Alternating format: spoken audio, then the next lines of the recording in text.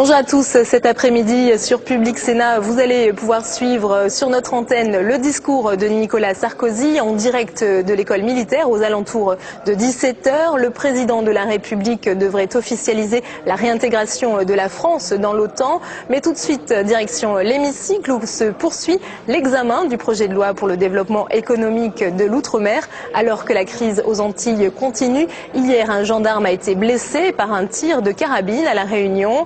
La discussion reprend à l'article 1er sur la mise en place des zones franches d'activité. C'est une des mesures phares de ce projet de loi. La discussion reprend donc plus exactement à l'amendement 237 déposé par la sénatrice Gélita O'Haraud. Elle souhaite voir cette mesure étendue aux micro-entreprises. Bonne séance à tous. L'ordre du jour appelle la suite de la discussion du projet de loi pour le développement économique de l'outre-mer. Dans la discussion des articles, nous en sommes parvenus à l'amendement 237 au sein de l'article 1er. Madame O'Haraud, vous le présentez, vous avez la parole. Merci, Président. Monsieur le ministre, mes chers collègues, c'est un amendement de précision. Il s'agit de faire bénéficier de la zone franche globale d'activité les entreprises soumises au régime fiscal dit micro, c'est-à-dire celles dont le chiffre d'affaires hors taxe annuel n'excède pas soit 80 000 € pour la vente de marchandises, objets, fournitures et denrées à emporter ou à consommer sur place, soit 32 000 € pour les prestations de services. Cette demande, qui émane des 3 chambres consulaires de la Réunion, encouragerait les initiatives individuelles à la création d'entreprises. Merci. Monsieur le rapporteur de la commission saisie au fond, votre avis. Merci, Monsieur le Président, Monsieur le Ministre, mes chers collègues. Le régime micro dont vous parlez, Madame la sénatrice, est déjà une niche fiscale correspondant à un régime d'imposition très avantageux, ce qui n'a pas vocation, nous semble-t-il, à s'ajouter au dispositif des ZFA. Toutefois, nous sollicitons l'avis du gouvernement. Bien, mais nous allons consulter immédiatement. Monsieur le ministre, votre avis. Oui, Monsieur le Président, Mesdames et Messieurs, Madame la sénatrice, le gouvernement émet un avis défavorable à votre amendement, mais avec un accord sur le fond de la nécessité d'expertiser cette question-là et avec un engagement qu'avant le passage devant l'Assemblée nationale, on puisse vous apporter et apporter des réponses sur ce problème spécifique. Notre crainte simplement, c'est que l'amendement tel qu'il est rédigé pourrait aboutir à une situation moins favorable aux entreprises que vous évoquez, qui payent, vous savez, un impôt forfaitaire, qu'elles ne sont en réalité. Donc il faut que nous puissions expertiser les choses. Et si vous acceptez, sous ce principe-là, de retirer votre amendement, le gouvernement s'engage à ce que des réponses soient apportées très clairement sur les micro-entreprises avant le débat à l'Assemblée nationale. Madame O'Haraud, est-ce que vous le maintenez ou vous le retirez suite à l'invitation du gouvernement et des précisions qui vous sont données? C'est à vous de vous prononcer.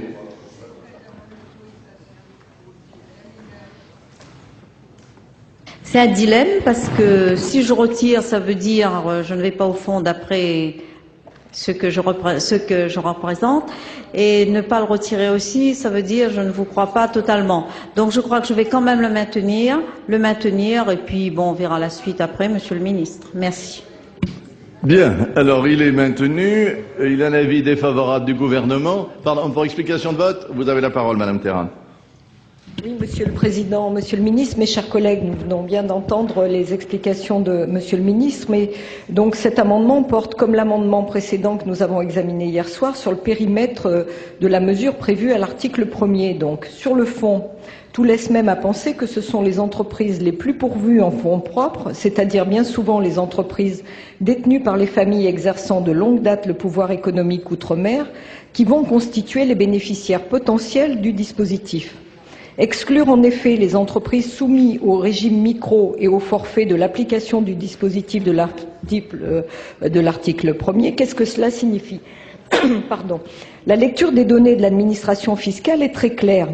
Près de 30 000 entreprises ressortant de l'imposition des bénéfices industriels et commerciaux au titre de l'impôt sur le revenu, près de 8 000 entreprises imposées au titre des bénéfices non commerciaux et 85% des exploitants agricoles s'avèrent aujourd'hui placés hors du champ d'application de l'article 1er. Et quand on fait notamment du développement de l'agriculture l'une des clés du développement durable de l'outre-mer, c'est là une situation pour le moins complexe. De fait, on exclut, selon le cas, comme vient de le dire ma collègue, des entreprises réalisant un chiffre d'affaires inférieur à 32 000 € pour un prestataire de services ou 80 000 € pour une entreprise d'achat-revente. À titre d'illustration, un regard sur le répertoire des métiers à La Réunion nous indique que cette disposition exclut d'office environ le quart des entreprises artisanales, soit près de 3 000 unités. En 2007, il faut savoir que ce ne sont pas moins de 38% des nouveaux inscrits au registre du commerce qui ont choisi le régime fiscal micro par souci de simplification pour se lancer. Un souci de simplification qui accompagne bien souvent un souci d'échapper au chômage, puisqu'à La Réunion, à la Guadeloupe comme ailleurs en Outre-mer et en France, la création d'entreprises est souvent définie par les acteurs comme une alternative à l'inactivité. On crée son entreprise pour ne pas rester sans emploi. Donc, à l'image des mesures en vigueur dans les zones franches urbaines, notamment celle de la zone Est, qui autorise les exploitations relevant du régime fiscal micro à bénéficier des exonérations fiscales, l'amendement 237 de notre collègue Gélita Oro propose d'ouvrir le champ de la zone franche globale aux entreprises relevant de ce régime micro, en modifiant par l'adoption de cet amendement, donc l'article 1er de ce projet de loi, ce que nous vous recommandons d'adopter, mes chers collègues. Bien, je vous remercie. Je vois d'autres demandes de parole. Je mets aux voix le 237. Ceux qui sont favorables à son adoption veulent bien lever la main. Avis contraire. Il n'est pas adopté. Pour le groupe socialiste qui présente l'amendement 163, Monsieur Frécon, vous avez la parole.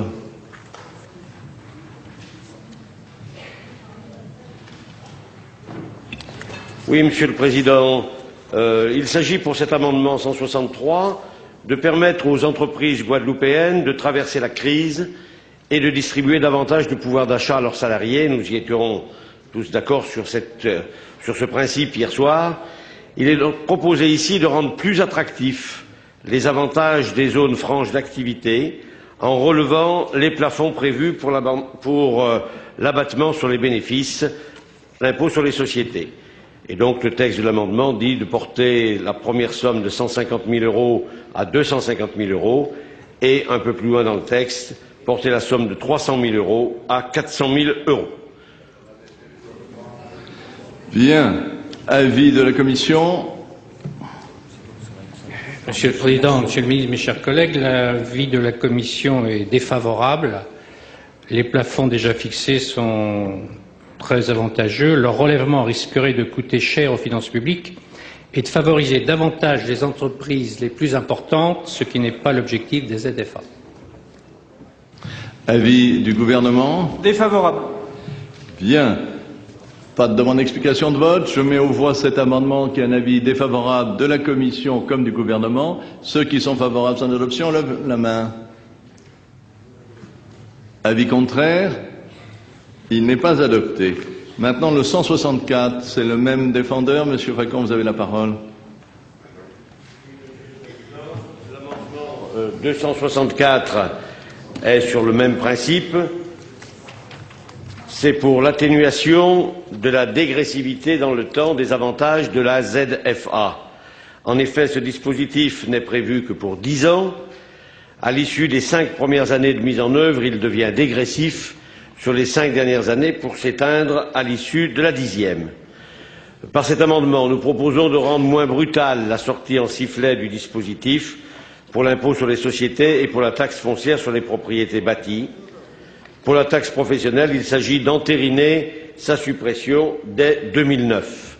Et dans le texte de l'amendement, vous voyez la sortie en sifflet telle qu'elle vous est proposée au cours des 6e, 7e, 8e, 9e années. Voilà la raison pour laquelle nous présentons cet amendement. Je vous remercie. Avis de la Commission. Merci, Monsieur le Président. Monsieur le Ministre, mes chers collègues, l'avis de la Commission est défavorable aussi. Les taux déjà fixés par le projet de loi de 50% pour le régime général et 80% pour les secteurs prioritaires sont déjà favorables. Par ailleurs, cela serait très coûteux pour les finances publiques. Avis du gouvernement. Défavorable. Défavorable. Bien. Et le Sénat, ceux qui sont pour veulent bien lever la main. Avis contraire. Il n'est pas adopté. Maintenant, nous avons 10 amendements qui vont faire l'objet d'une discussion commune. Je vais tout d'abord appeler le 160 rectifié. Monsieur Larcher, vous avez la parole. Merci, Monsieur le Président, chers collègues. Cet amendement porte sur l'abattement sur le bénéfice imposable dans la zone franche d'activité. Elle a une double visée. D'abord, il permet d'étendre le bénéfice du régime bonifié davantage en matière d'imposition des bénéfices dans les zones franches d'activité, des DOM, à l'ensemble des exploitations éligibles au régime situé dans certaines zones rurales des DOM, autres que la Guyane, notoirement défavorisée, notamment pour des raisons géographiques ou climatiques. Il s'agit par exemple des Hauts de la Réunion, du Nord Basse-Terre en Guadeloupe ou du Nord Atlantique et Caraïbes de la Martinique. Cette identification des dites zones devra être fixée par décret au Conseil d'État. Ensuite, cet amendement vise à simplifier et à harmoniser entre les différents départements d'outre-mer la délimitation des secteurs prioritaires où s'appliquera le régime bonifié davantage en matière d'imposition des bénéfices, compte tenu de la place également déterminante occupée dans le développement de ces départements par les secteurs du tourisme, de l'agronutrition et des énergies renouvelables, ces deux derniers secteurs n'étant d'ailleurs pas dépourvus de liens. L'amendement propose néanmoins de les identifier distinctement, comme d'ailleurs les secteurs de recherche et développement et technologies de l'information et de la communication, afin d'éviter toute ambiguïté préjudiciable à l'intelligibilité de la loi. De même, est-il précisé que le secteur du tourisme doit être largement entendu et inclure en particulier les activités de loisirs s'y rapportant, activités de loisirs de bord de mer, de rivières, de sites naturels, etc. Je vous remercie. Merci. Je vais appeler maintenant le 281 rectifié. Madame Payette, vous le présentez, s'il vous plaît. Il s'agit du même amendement, Monsieur le Président. J'aimerais simplement préciser qu'à La Réunion, ces zones rurales sont les Hauts de la Réunion, définis dernièrement comme parc national, et qu'il s'agit d'une zone de montagne confrontée à un taux de chômage de près de 40%, et même 50% dans mon village, et à une défaillance de formation de sa population qui a la particularité d'être très jeune. Je vous remercie. Je vous remercie. Monsieur Virapoulet, est-ce que vous voulez bien présenter votre amendement 271 et pas vous laisser troubler?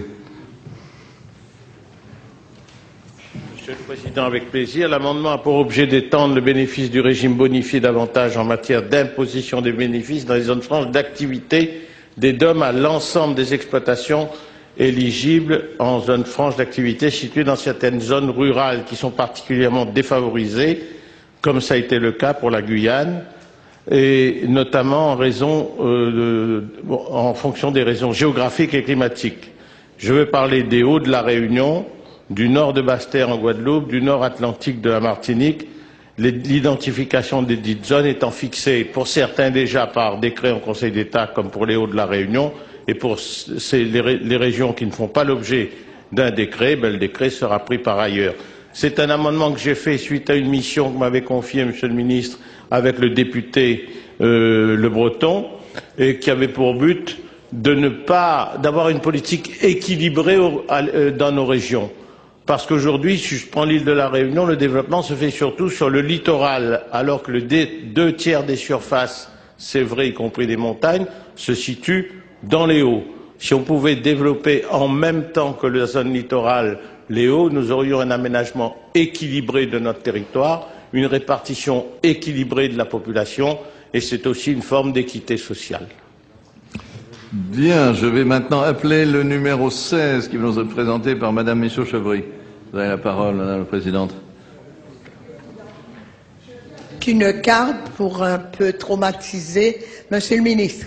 Parce que je viens d'entendre tout à l'heure des collègues de la Guyane, de la Martinique et de la Réunion parler du Nord Basse-Terre. Je leur dis merci.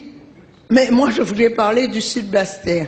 Monsieur le Ministre, voilà le développement qui est fait depuis 33 ans en Guadeloupe. Toute la zone bleue. C'est le port, l'aéroport, les 300 millions que l'État met pour Abîme Pointe-à-Pitre. c'est la recherche, c'est les éoliennes, c'est où est implantée maintenant toute l'administration, c'est le départ de Saint-Martin, Saint-Barthélemy au détriment de la Basse-Terre sans qu'il y ait une modification de la carte judiciaire pour maintenir sur place. Tout ce qui est en rouge, c'est ce qui est abandonné. Qu'est-ce qu'on peut faire là?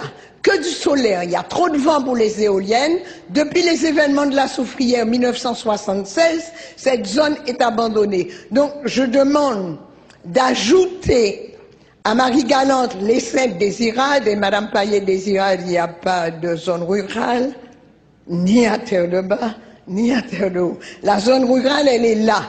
Elle est en zone de montagne. C'est la raison pour laquelle je sais que vous allez faire des propositions, que les avis seront défavorables, mais je voulais vous traumatiser, vous dire, qu'est-ce que je fais de cette zone où j'ai des jeunes, monsieur le ministre, et le soir, je vais m'asseoir avec eux, même si parfois ils sont shootés, et ils vous l'ont dit, monsieur le ministre, en franchise, on n'a rien à faire, et parfois pour s'amuser, on brûle des poubelles. Alors qu'est-ce qu'on fait là? Il y a ce fort, je vous en parle, il y a un patrimoine à développer, rien n'est prévu. Heureusement que cette zone-là a ma voix, et je la ferai entendre, croyez-moi, encore très longtemps.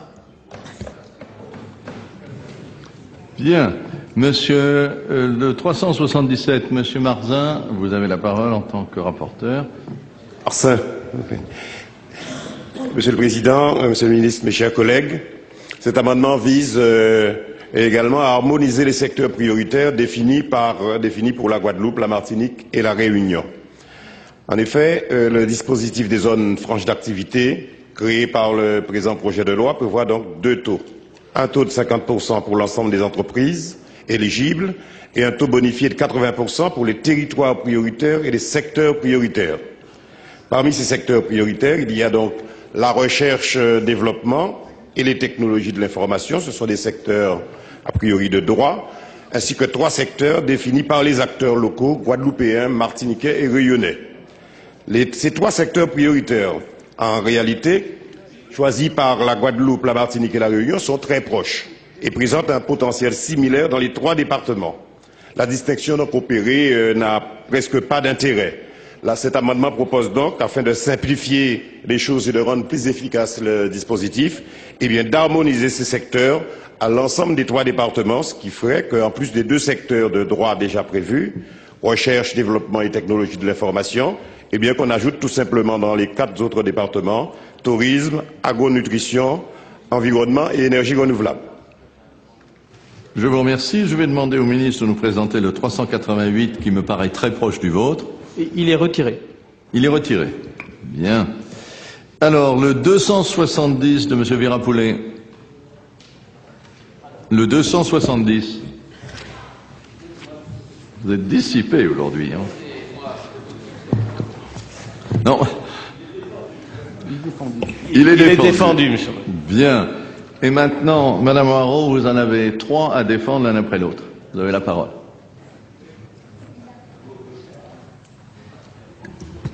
Merci, Président.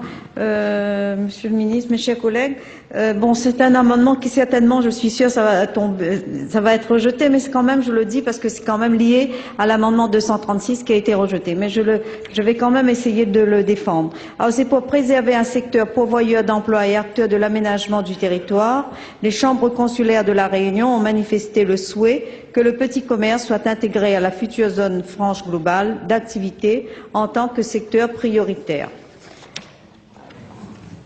Alors, le 239, ça concerne les services à la personne et on se dit que ces services méritent d'être favorisés, donc intégrés comme secteur prioritaire de la zone franche globale d'activité en raison du déficit de personnel, de structures dans ce domaine quand on sait que c'est un secteur d'avenir et qui emploie beaucoup de personnes.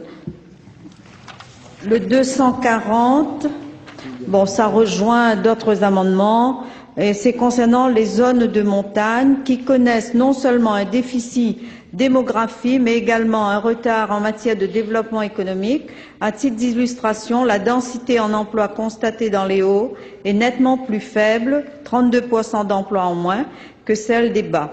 Donc, pour harmoniser le développement économique et contribuer à l'aménagement du territoire, fixation des populations et diminution des déplacements, nous demandons que les activités économiques situées en zone rurale soient éligibles à la future zone franche globale d'activité en tant que secteur prioritaire. Je crois que c'est tout, non? Je vous remercie. Oui, c'est parfait. Merci. Vous avez tout dit. Je vais demander au rapporteur de la commission saisie au fond, M. Marc Massion, de nous commenter son avis sur les 9 amendements restant en discussion, puisque le 388 a été retiré. Oui, Monsieur le Président, Monsieur le Ministre, mes chers collègues, sur le 160 rectifié, la Commission est favorable à l'harmonisation des secteurs éligibles au dispositif préférentiel des ZFA. Toutefois, il conviendra que le gouvernement nous éclaire sur la situation économique et sociale des communes visées, afin d'évaluer si l'application large du régime préférentiel y est opportune ou non.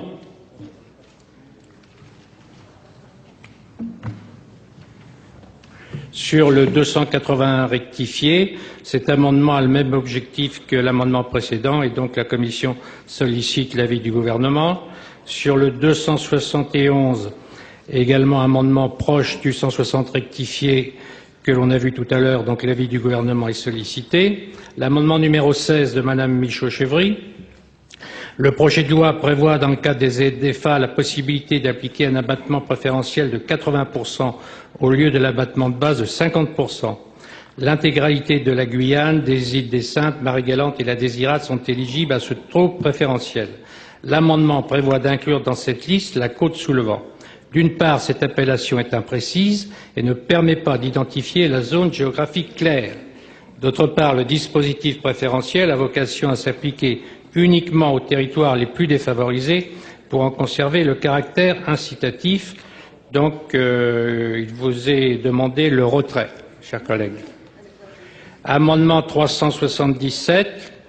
Avis favorable sur le principe, mais il semble déjà avoir obtenu satisfaction avec le 160.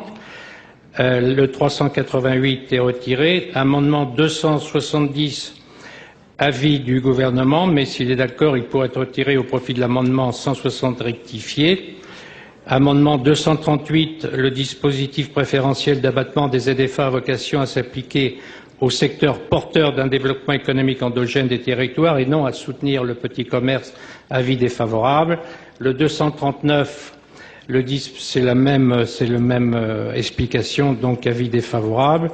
Et le 240, le gouvernement a, semble-t-il, étudié l'opportunité d'étendre à certaines régions défavorisées le dispositif préférentiel d'abattement des ZFA. Il conviendra donc que le gouvernement éclaire la Commission sur la situation économique et sociale des zones pouvant nécessiter une extension de ce dispositif. Merci, Monsieur le rapporteur. Monsieur le Ministre, votre avis.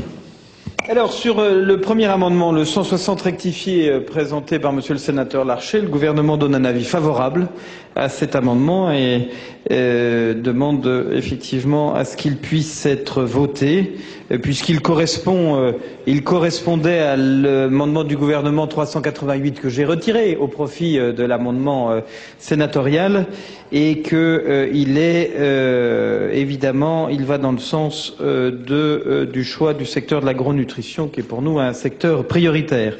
De ce fait, il pourrait permettre à Madame Payette de retirer l'amendement 281 puisqu'il se trouve satisfait par cette demande. Il pourrait permettre à Monsieur Virapoulet de retirer l'article 271 qui lui aussi est satisfait par cette demande. L'amendement numéro 16, alors je vais être un ministre polytraumatisé, mais moi je suis très sensible, Madame, à les arguments que vous évoquez, à la carte que vous nous présentez, à la définition de la Côte-sous-le-Vent, qui me semble être une définition géographique qui a une cohérence. Je crains simplement que si on ouvre la porte sur ce sujet à rajouter des zones à côté des zones sans des définitions plus précises, que celles qui existent déjà, les îles du Sud, comme étant évidemment la double insularité, les Hauts de la Réunion, qui sont déjà reconnus dans un zonage, on risque de courir le risque complètement de définition des périmètres. Donc moi, ce que je serais tenté de vous proposer, c'est qu'il y ait une action, un schéma spécifique qui soit élaboré, mais c'est un engagement que prendrait le gouvernement, qui pourrait aboutir à un contrat de développement spécifique à ce secteur géographique, qui mobiliserait des crédits du Fonds exceptionnel d'investissement, des crédits du Fonds FISAC pour l'outre-mer, puisqu'il est créé dans ce projet de loi, que nous puissions aboutir avant l'automne à l'élaboration de ce schéma spécifique de développement et que nous puissions ainsi apporter les réponses très pratiques au développement, à la jeunesse que vous avez évoquée, du secteur de Basse-Terre. Je sais que vous y êtes particulièrement attaché. Je crois que des équipements structurants comme le fort d'Elgrès pourraient avoir une vocation très forte en matière culturelle, que la Guadeloupe a une partie économique autour de Pointe-à-Pitre, qu'elle peut avoir aussi une capitale culturelle autour de Basse-Terre, que c'est peut-être par cette proposition de schéma cohérent de développement de cette partie de la Guadeloupe que nous pourrions apporter une réponse concrète à votre demande. Si vous acceptiez, face à cet engagement précis du gouvernement, de retirer votre amendement, j'y serais sensible. L'amendement de Monsieur Marsin, lui aussi, tombe du fait de l'acceptation du 160 rectifié. C'est un avis favorable du gouvernement, mais il est satisfait par le 160 rectifié, ainsi que le 270 de Jean-Paul Virapoulet. Le 238 de Madame O'Haraud sur le petit commerce, vous l'avez défendu avec conviction, je vous ferai la même réponse, c'est que le petit commerce va bénéficier de mesures importantes, d'un fonds FISAC spécial, de prêts que nous sommes en train d'étudier ou de soutien à l'accès au crédit pour les commerçants, et puis de baisse de charges qui sont importantes, puisque nous vous proposons dans ce texte d'introduire 75 millions d'euros de baisse de charges pour les entreprises de moins de 11 salariés, et que ce sont notamment des entreprises du commerce. Donc nous donnons un avis défavorable, non pas au petit commerce, mais à l'amendement tel qu'il est présenté, le 238. Nous donnons aussi un avis défavorable au 239, tout simplement parce que les services aux particuliers sont déjà intégrés dans le périmètre des zones franches d'activité et qu'il n'y a donc pas lieu de les réintégrer. Et enfin, un avis défavorable au 240, puisque votre amendement, et je suppose que vous aviez à l'esprit en parlant des zones de montagne, les Hauts de la Réunion, est satisfait par l'amendement qui a été accepté en le 160 rectifié, donc il n'a plus vraiment lieu d'être. Voilà les avis du gouvernement. Si, Monsieur le Président, les porteurs des amendements qui sont satisfaits par l'avis favorable sur le 160 rectifié l'acceptaient, nous pourrions, je crois, simplifier le vote. Bien. Madame Michaud-Chevry, est-ce que vous retirez votre amendement? Parce qu'il va tomber, donc c'est... Monsieur le ministre, en 1982, le gouvernement a créé un monsieur de la Côte sous le vent. Mais je veux quand même qu'on respecte l'histoire. Je n'ai pas déposé un amendement pour vous déposer un amendement. La Guadeloupe est coupée, selon son SAR, en un certain nombre de zones. L'histoire des îles du Sud, ça a été aussi créé de toutes pièces, puisque Désirade n'est pas dans le Sud, hein. Terre de Bail est dans le Sud, pas Désirade. On a créé les îles du Sud en comparaison aux îles du Nord. Quand on me dit qu'il n'y a pas de zonage, je dis non, parce que l'Europe, dans les contrats de plan des départements et territoires d'outre-mer, il y a des zones. Et cette zone-là est déshéritée depuis la soufrière. Bon, le ministre me dit, mais nous allons, je m'engage. Je le crois. Mais vous comprenez que depuis 1982, nous attendons un développement de cette zone. Et qu'est-ce que nous constatons? Que toutes nos propositions ne font l'objet d'aucune réponse positive. Alors d'accord, je ne veux pas vous traumatiser, je retire, mais je crois que je vais vous traumatiser d'autant plus en vous bombardant de courriers et de dossiers. Bien, alors, Monsieur le ministre, avant de mettre aux voix l'amendement 160 rectifié, je voudrais savoir si vous levez le gage.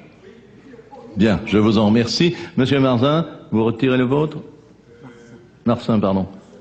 Vous êtes toujours libre d'intervenir en tant que rapporteur. Vous avez la parole. Voilà, oui, je profite pour dire que mon amendement 377 est satisfait par cet amendement, donc il va tomber, il n'y a pas de problème. Par contre, j'en viens à l'amendement 160 rectifié, qui présente un réel intérêt.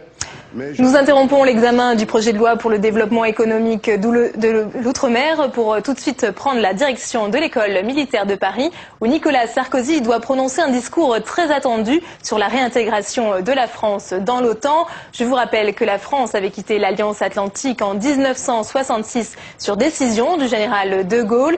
Aujourd'hui, c'est un retour controversé dans le commandement intégré. Certains parlementaires UMP redoutant la perte d'indépendance de la France. Pour la socialiste Martine Aubry, rien ne justifie le retour de la France dans l'OTAN, si ce n'est un atlantisme qui devient une idéologie. Mais pour le ministre des Affaires étrangères Bernard Kouchner, cette participation permettra d'accroître l'influence de la France et de renforcer le point de vue européen au sein de l'Alliance. Donc on écoute tout de suite le président de la République qui devrait consacrer le retour de la France dans l'OTAN. Monsieur le président de la République, c'est un grand honneur que vous faites à notre fondation en venant clôturer cette journée d'études par un discours important, et ce, en présence du Premier ministre, des membres du gouvernement et des hautes personnalités étrangères qui ont pris part à nos débats de la journée. Il m'incombe d'essayer de vous résumer en 5 minutes maximum cette journée qui a été très riche en échanges et qui, comme je l'ai dit, nous a permis de faire entendre dans le débat français, dans le débat national, le point de vue de nos partenaires européens et alliés. Je pense que les discussions ont fait apparaître trois faits saillants. Le premier concerne l'Europe. Est apparu de manière assez unanime un souhait convergent de faire progresser encore l'Europe de la défense et bien entendu le traité de Lisbonne, comme on espère qu'il entrera en vigueur, permettra des avancées institutionnelles majeures. Cela étant, il a été souligné que les progrès institutionnels ont peu d'impact si la réalité militaire n'est pas à la hauteur des ambitions, et donc chacun a souligné l'importance que les nations européennes consentent un effort de défense à la hauteur de l'analyse des menaces d'aujourd'hui et de demain. Le deuxième point saillant concerne l'Alliance Atlantique. Ici encore, personne n'a remis en cause la nécessité et l'utilité de cette alliance, alors qu'il y a 10 ans, on se posait parfois cette question, mais le besoin s'est fait sentir de clarifier sur le plan politique et militaire ces grands objectifs, en profitant notamment de la discussion sur un nouveau concept stratégique de l'OTAN qui devra évidemment tenir compte de l'émergence de nouvelles menaces, y compris géographiquement lointaines, le cas échéant, et aussi des avancées institutionnelles de l'Union européenne. L'Afghanistan a évidemment été mentionné comme un test très important à court terme. Le troisième point était un peu moins consensuel et signale une certaine singularité du débat stratégique français qui a été évoqué par certains intervenants. Il s'agit du lien de la relation entre les progrès de la défense européenne et l'Alliance Atlantique. Tout le monde a compris que pour nos partenaires européens, les progrès de la défense européenne et l'engagement dans l'OTAN non seulement ne sont pas incompatibles, mais sont absolument inséparables. En France, la situation n'est pas tout à fait aussi claire, puisque depuis 40 ans, l'OTAN est souvent perçue moins comme un espace de solidarité entre Européens que comme une institution largement dominée par les États-Unis. L'opinion française, même éclairée, ne sait pas grand-chose de la réalité de l'engagement de la France dans l'OTAN, par exemple. Tous les intervenants, quelle que soit leur sensibilité, ont reconnu que, sur le plan technique et juridique, le plein retour de la France dans la structure de commandement n'obligeait en rien à modifier les grands principes de notre défense, encore moins à affecter notre indépendance de décision ou notre autonomie nucléaire. Toutefois, il y a deux sensibilités qui se sont exprimées. Pour les uns, conscients de l'attente exprimée par tous nos partenaires européens en faveur d'un nouveau geste de la France vers l'OTAN, certains pensent que ce mouvement vers l'OTAN facilitera et même a déjà commencé à faciliter les progrès de la défense européenne. sorte de pari, a dit l'un des intervenants, mais un pari rationnel et raisonnable. D'autres sont plus sceptiques, s'interrogent sur l'avantage que nous tirerons de ce mouvement par rapport à la préservation du consensus national ou à une certaine image à l'extérieur. D'autres, enfin, se demandent si les Européens auront la volonté de faire de l'ambition européenne une réalité. C'est dire que le débat n'est en rien un débat technique, mais essentiellement un débat de nature politique. C'est à ce niveau qu'il doit être tranché, et c'est la raison pour laquelle, Monsieur le Président de la République, il est temps que je m'efface et que je vous cède ma place à la tribune.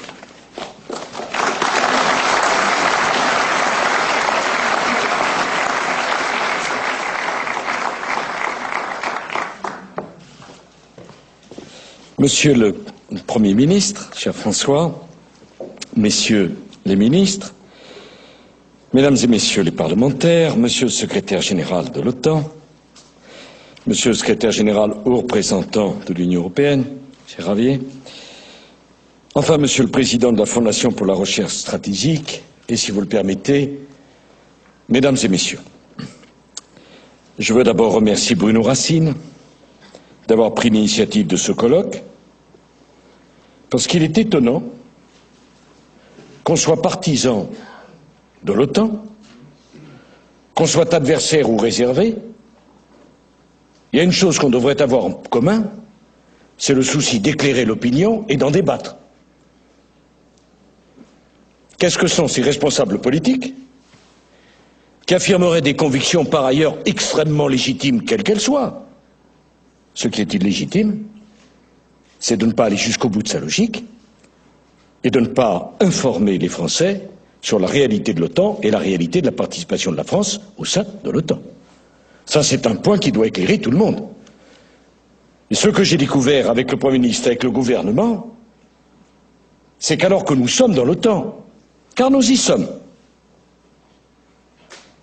mais il y a bien peu de personnes qui le savent.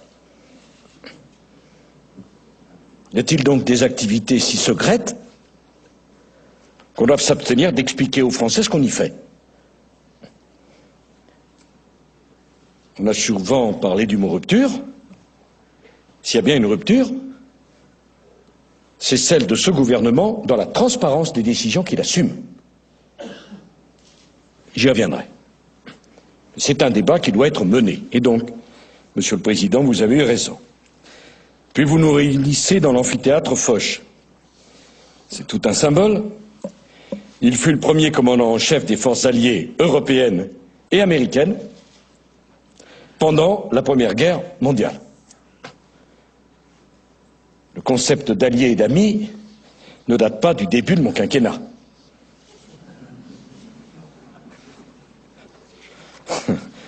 Parfois j'ai le sentiment que c'est tout nouveau. Donc, vous avez facilité la tâche dans l'amphithéâtre Foch.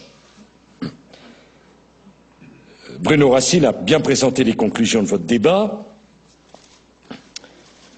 avec la capacité de synthèse inégalable qui est la sienne, et avec la courtoisie, il faut que je traduise, différence de sensibilité, violence de confrontation des opinions. Eh bien, en tant que chef des armées, et donc garant de la défense des intérêts vitaux et de la sécurité de la France, moi je porte la responsabilité des choix stratégiques de la nation.